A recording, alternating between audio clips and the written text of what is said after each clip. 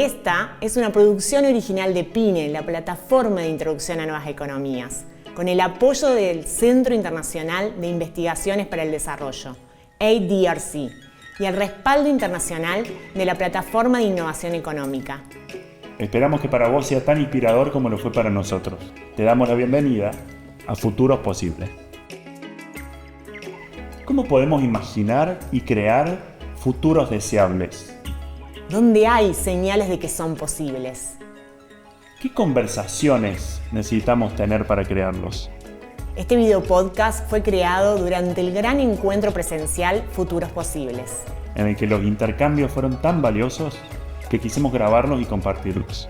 Te invitamos a viajar por las salas de la histórica Universidad Nacional de Córdoba, escuchando a referentes internacionales y sus disruptivas e inspiradoras miradas sobre las nuevas economías y el futuro de las ciudades, las empresas, el dinero, la educación y más.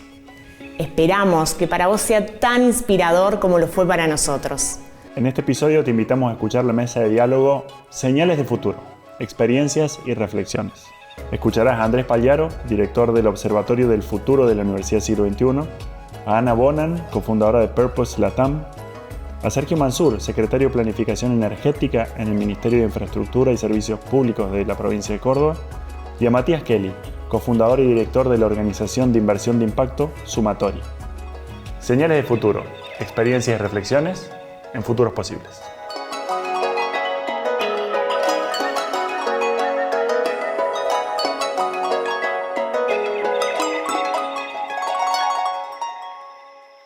Buenos días a todos, un placer estar acá. Bueno, nos ha pedido Víctor que aterricemos el fantástico marco conceptual que tuvimos en las mesas anteriores, que vayamos al grano, a señales, ¿no? Que es lo que nos toca a nosotros conversar, señales de futuro.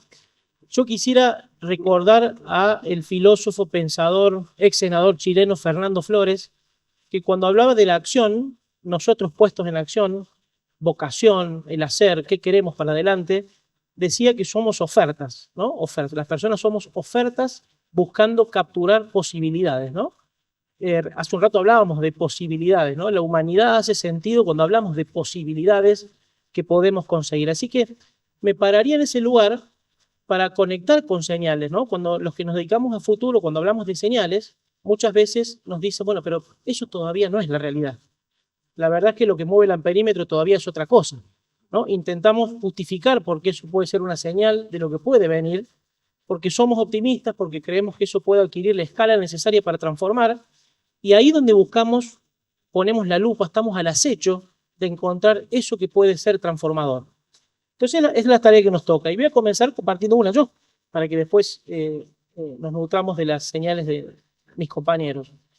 Podría anclarme en educación, que es la industria en la que estamos, pero para no ser tan autorreferencial, y además mañana hay una mesa especial de eso y demás, traje otra señal que me parece significativa por los temas de este evento, por los temas de ciudad, de territorio, de dinero, de vivir mejor. Y la verdad es que voy a hacer foco en la industria desarrollista. Déficit habitacional multiplicado por millones.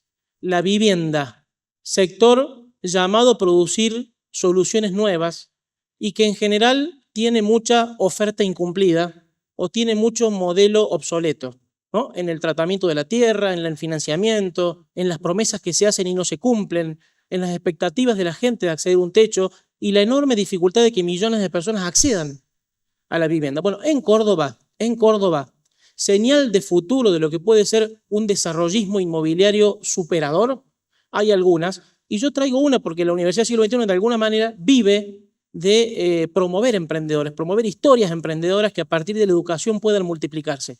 Grupo Canter, José Luis Acevedo, 40 años, cordobés. ¿Saben qué hizo para intentar romper el paradigma del sector inmobiliario al crear Tajamar en Altagracia? Primero, convencer al dueño de la tierra. Como tantas personas que tienen muchas hectáreas, convencerlas de que poner la tierra al servicio de algo superior y ganar luego podía ser un cambio de paradigma. Tuvo que tratar con 13 propietarios de grandes extensiones hasta que uno le dijo que sí, de poner la tierra en un fideicomiso que permita llevar adelante un proyecto y ganar recién después cuando la gente estuviera viviendo con sus casas compradas con crédito. Cuando lo convenció, dijo, no podemos vender lotes. La plata que consiga de financiamiento se me va a ir en instalar la infraestructura, voy a vender lotes, voy a dejar un montón de gente a mitad de camino no pudiendo después, en un país con inflación, sin crédito, emprender el sueño de su vivienda. Entonces, ahí apareció el sueño, la visión del emprendedor que se hace cargo de crear la solución end-to-end y dice, acá hay que resolver todo junto. Bueno, ¿cómo lo hizo? Un sistema para comprar la vivienda, dado que no tuvo que poner la plata en la tierra, que convenció al propietario de ponerla a disposición de algo mayor, un sistema para adquirir a 15 años una casa terminada con un sistema de incentivos y de puntajes para que las que las van recibiendo sean aquellos que más contribución hagan a la comunidad que se está creando. Que más vecinos acerquen, que mayores aportes hagan y, por supuesto, que el aporte que puedan hacer de la cuota también sea concretado. De esa forma, evitando además caer en enormes costos de marketing, ¿no? Fíjense que los dos grandes flujos de dinero que se van en un proyecto es la tierra, al momento inicial, y el marketing para hacerlo conocido, evitando que el dinero se vaya hacia allá. El aporte de los primeros compradores de ese sistema de casas a crédito a 15 años fue todo al barrio. 1.100 casas vendidas, 400 ya viviendo, en un sistema de comunidad donde todos sienten algo de pertenencia porque forman parte de ese diseño y de esa creación, aún en un país inflacionario, pudiendo acceder a una vivienda propia. Entonces, ¿qué poder tenemos? Es para él los aplausos, para él y su equipo. ¿Qué poder tenemos las personas trabajando juntas en formato de empresas o de organizaciones cuando nos animamos a romper paradigmas? Y para mí esta puede ser una señal de futuro de un desarrollismo que se hace cargo de la solución del principio a fin, desde la tierra hasta que la gente puede entrar a vivir a su nuevo hogar. Así que felicitaciones Grupo Canter y, por supuesto, seguimos con mis compañeros con sus señales de futuro. Muchas gracias, Andrés. Y bueno, yo no sabía lo que tú ibas a contar hoy día y me diste el pase perfecto porque empezaste a hablar de un tema, que es el tema de la propiedad, lo viste desde el lado de la vivienda. Yo lo voy a abarcar desde el lado de la empresa. Vamos a hablar de propiedad corporativa. Yo soy una infiltrada acá. Me enteré de PYNE hace muy poco, un par de meses. Llamé a Víctor, a la Meli y le dije, oye, pero van a hablar de propiedad, ¿verdad? No lo teníamos considerado. ¿Cómo nos van a hablar de propiedad? Estamos pensando en la economía del futuro. Es un tema que es tabú, que nos tiene como bloqueado, incómodo, un tema muy, muy incómodo del cual necesitamos hablar. ¿Y por qué? Porque estamos todos muy cómodos, por lo menos acá, definiendo la empresa como un grupo de personas que trabajan juntas para un propósito. Bonito, me encanta, estamos todos de acuerdo, todos los movimientos, yo creo, representados. Pero si lo miramos, yo soy abogada, desde el lado jurídico, desde el lado financiero, la verdad es que una empresa es una cosa, es un objeto, se convierte muy rápidamente en un objeto especulativo, cuyos dueños pueden hacer lo que quieren, en los límites de la ley, que igual no son muchos, pero yo como dueño puedo decidir qué hacer con este objeto, puedo venderlo, puedo destruirlo, puedo ser un muy buen dueño. Y esto es lo que nos motiva, nos salva. Pero ¿cómo asegurar? Pero es muy precario también, ¿no? O sea, que un dueño decida, bueno, esta va a ser una empresa B, por ejemplo, ¿no? O esta va a ser una empresa regenerativa. Depende de estos dueños. Y los dueños cambian en el tiempo, entran socios, entre inversionistas, hay procesos de sucesiones. Entonces, ¿cómo repensamos el sistema operativo de las empresas desde una mirada distinta? Preguntándonos, ¿quién tiene el poder en nuestras empresas, el control? ¿Y por qué? Tiene sentido que sea así, tiene sentido que quien pone la plata pone la música. Y por el otro lado, ¿quién se beneficia de las utilidades, de los dividendos, de lo que la empresa, el valor económico que la empresa genera? Estas son las dos preguntas que yo les quiero dejar y ahora vamos a aterrizar un poco al territorio. No es algo, claro, lo podemos ver desde el punto de vista filosófico, teórico, eran los grandes pensadores, pero yo solo en las últimas 2 semanas hablé, yo vivo en Chile, nuestra organización ha sido muy enfocada ahora en los últimos años en Chile, pero ahora estamos como haciendo un viaje de aprendizaje en otros países de Latinoamérica y solo en las últimas 2 semanas ya hablé con 3 empresas de Argentina, una acá muy cerca de Córdoba, otra de la capital y otra de la Puna, Argentina, todas con esta pregunta, este cuestionamiento sobre la propiedad. Una empresa que quiere dar el paso a la Patagonia chileno-argentina, sino que Patagonia la empresa. No sé si vieron un poco la historia. Bueno, quiero que mi empresa, quiero que la tierra sea el único accionista de esta empresa, que esta empresa sirva de verdad al planeta. Otro que está con un tema de sucesión. Bueno, ya llegué a los 60, 70 años, tengo un proyecto regenerativo increíble que involucra a muchas personas. Mis hijos quieren hacer otras cosas en su vida y quiero dejarlos libres, no quiero dejarle esta carga. ¿Qué hago con mi empresa? No la quiero vender y ahí está buscando soluciones distintas.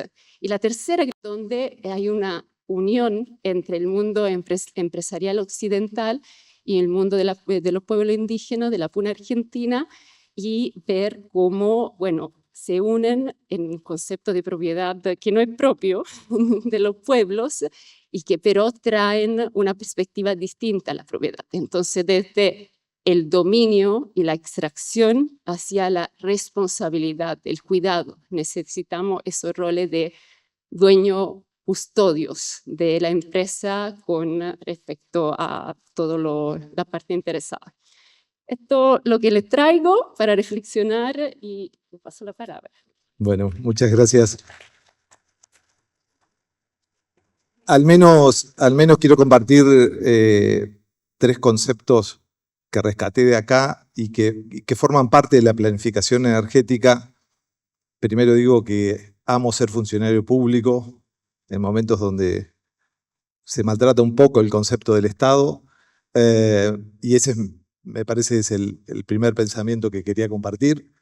Tenemos capacidad para transformar la realidad, para acompañar procesos sociales y siempre tratamos de aprovecharlo. Los 3 conceptos que rescaté de los que estuvieron antes, uno tiene que ver con una reflexión muy potente de Humberto Maturana y Jimena Dávila, que hablan de que no hay futuro. Yo también considero que no hay futuro.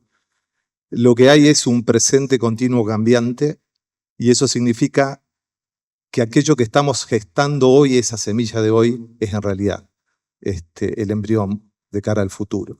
Eso en primer lugar. En segundo lugar, plantear que los desafíos que nosotros vemos de cara al futuro son 3. Garantizar seguridad energética, garantizar seguridad alimentaria y garantizar el acceso al agua. Eso en el marco de la sostenibilidad. Es decir, esas 3 garantías tienen que estar para todos los que componemos todos los ecosistemas naturales. Y un tercer gran desafío que tenemos en la planificación energética es incluir 3D, en realidad son 8, pero no hay tiempo. Una es la distribución. Nosotros pensamos que la energía debe ser generada en los lugares donde se consumen. Por lo tanto, observar los recursos territoriales que existen en ese punto son precisamente la fuente de energía para ese lugar. En segundo lugar, la segunda D es desfragilizar. Nosotros entendemos que descomprimir un punto, una localización determinada, ayuda a desfragilizar todo el entorno. Por lo tanto, no nos interesan los grandes proyectos, sino una infinidad de pequeños proyectos. Y por último, la digitalización, porque nos cuesta mucho en esta época linkear el mundo natural con el tremendo mundo artificial que vivimos. Es absolutamente imposible pensar algo natural en esta sala. Prácticamente imposible. Todo es artificial. Por lo tanto, pensar el mundo natural, los ecosistemas, desde un mundo artificial, nos llevó a tener en un mapa de inteligencia territorial todas las capas que se les puedan imaginar de la provincia de Córdoba, desde lo que no podemos ver como las napas subterráneas, calidad, tasa de reposición, etc., hasta los vientos a 200 metros de altura, pasando por todas las diferentes capas para que podamos ver todo lo que puede ocurrir en un territorio y todos los recursos que a veces no terminamos de comprender. Dicho esto, voy a contar una experiencia concreta de cómo eso se materializa con una señal hacia el futuro y que tiene que ver, hoy debiera estar acá la Tori Flores, que habla mucho de economía circular. Yo voy a hablar precisamente de la economía circular, pero más ligada a territorios y a la economía circular en la ruralidad, no la economía circular como minería urbana, es decir, no como la reutilización en las grandes ciudades, sino más bien voy a contar el cuentito viejo de cómo funcionaba el cultivo de maíz y voy a contar hacia dónde va Córdoba con el cultivo de maíz. Lo más natural a lo largo de muchísimos años en Argentina era sembrar, cultivar, llevar a los puertos, exportar y algo de eso transformarlo en alimentos. El gran desafío de la economía circular, hay muchos ejemplos en Córdoba, es tomar el grano de maíz, verlo como si fuera una cantera, como si fuera una minera, y hacer minería del grano, es decir, zambullirnos en esa magia que nos regala la naturaleza. Ustedes imagínense que con agua, sol y dióxido de carbono, la naturaleza tiene la magia más una semilla de producir masa vegetal. Puede producir, tan solo esos componentes producen 20 toneladas de carbono con un eucalipto de algunos años. Entonces, lo que se pretende es hacer minería del grano, minería de los materiales naturales. El maíz se fermenta, de la fermentación sale etanol de maíz, que reemplaza las naftas. Saben que Córdoba apuesta fuertemente a los biocombustibles. Lo que queda de la fermentación es una especie de polenta que se llama vinaza y burlanda. La vinaza y la burlanda no es otra cosa que el alimento esencial para transformarse en proteína animal. La cría de cerdos y los feedlots y cría de aves generan residuos. Esos residuos se transforman en energía eléctrica y térmica en un biodigestor, es decir, se captura el biogás que se produce y todo ese circuito en realidad termina ya no yendo al puerto con los granos de maíz, sino sacando del mismo campo, si tiene agricultura irrigada, es decir, si consideramos las napas y riego, en un pequeño territorio se aumenta 5 veces la productividad, aumentando aproximadamente 60 veces la mano de obra utilizada. Ese es el camino que nosotros entendemos. La bioeconomía, con el respeto ambiental, con la utilización de hasta el último subproducto que se pueda derivar de cada uno de los procesos, es para nosotros una señal del futuro. Bueno, buenos días. A ver, el vértigo de la improvisación. Hace algunos días les contaba que el año pasado con mi familia fuimos a Misiones a visitar un proyecto que se llama San Sebastián de la Selva. Capaz que alguno de ustedes lo conoce. Y en San Sebastián de la Selva es un emprendimiento muy bello que lo que hacen es transformar territorios degradados en selva. Y cuando vos vas a San Sebastián de la Selva, observás lo que era y lo que es, ¿no? Entonces observás un lugar con pastos secos y muy desforestado y ves la magnitud del bosque regenerado, podríamos decir. Entonces yo le preguntaba al fundador, al emprendedor, decía, bueno, ¿cómo se hace? Digo, ¿cuál es el sentido? ¿Cómo es el proceso? Porque uno, al no conocer, yo diría, bueno, pones unos árboles y en fin, ¿no? Y me decía, no, hay un proceso, y durante todo el día me estaba explicando ese proceso que se sostenía en esto que contaba Ronald al principio. Pero hay algo que me llamó la atención, y fue el concepto de plantas cicatrizantes. Matías decía que hay un proceso a partir de algunas plantas más bajas que se ponen en esos territorios, y eso de alguna forma va generando las posibilidades de que pueda crecer después otro tipo de árboles más altos y al final del día la selva. Lo decían en el panel anterior, yo tengo la certeza de que la pobreza, la desigualdad y la indiferencia, probablemente en ese orden, son la causa de la deforestación social, son la causa de la ruptura del tejido social y que necesitamos cicatrizantes sociales, que necesitamos ejemplos que nos conviden con un futuro utópico y no distópico. De alguna forma, necesitamos esos cicatrizantes sociales. Probablemente no para idealizarlos, pero sí para aprender algo de ellos. Entonces les voy a poner un ejemplo.